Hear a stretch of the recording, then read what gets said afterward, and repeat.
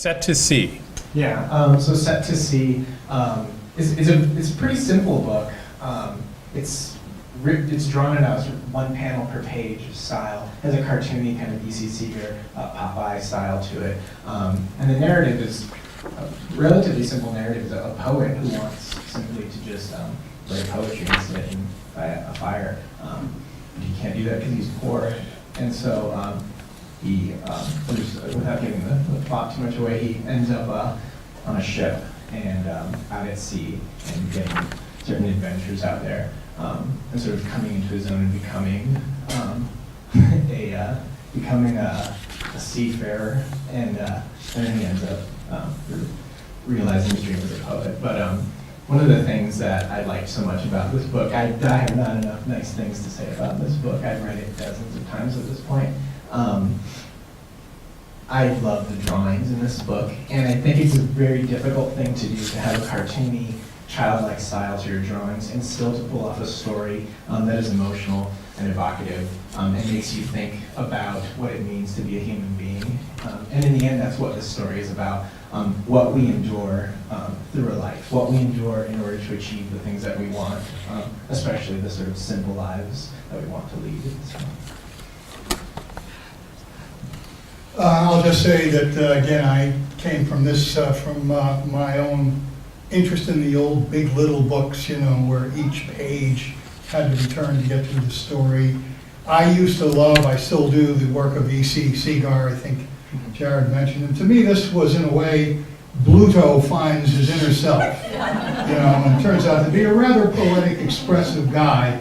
And as you can see from the image, this story really propels with very little use of word. It's sequential art, you know, in its best form.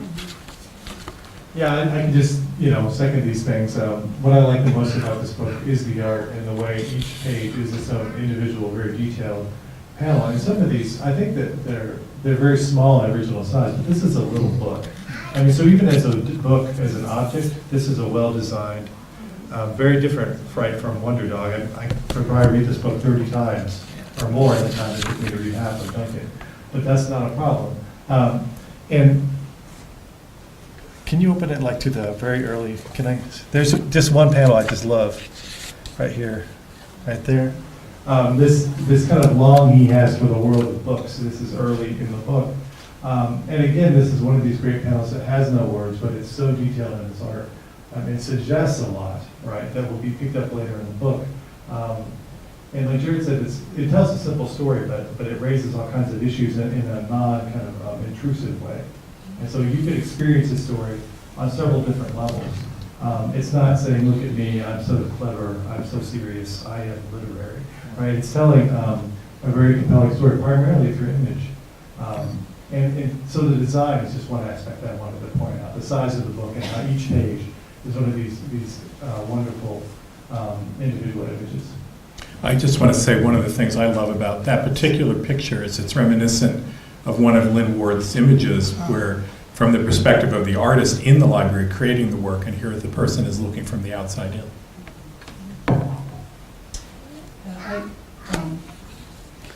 This was just so thrilling to look at. It's stunning. Each page is, I told you before, I'm an etcher, I'm a printmaker, and these images are all, this man is a wonderful draftsman, and just everything, the way he details the rocks in the foreground. And I think this might be the passage. There's a passage about 6 or 7, 8 pages that has no words, very quiet. It just takes you through his sort of emotional landscape, and it's stunning. You know exactly what's going on. And I adore his hands and his feet and his face, and just the way the details of the character. His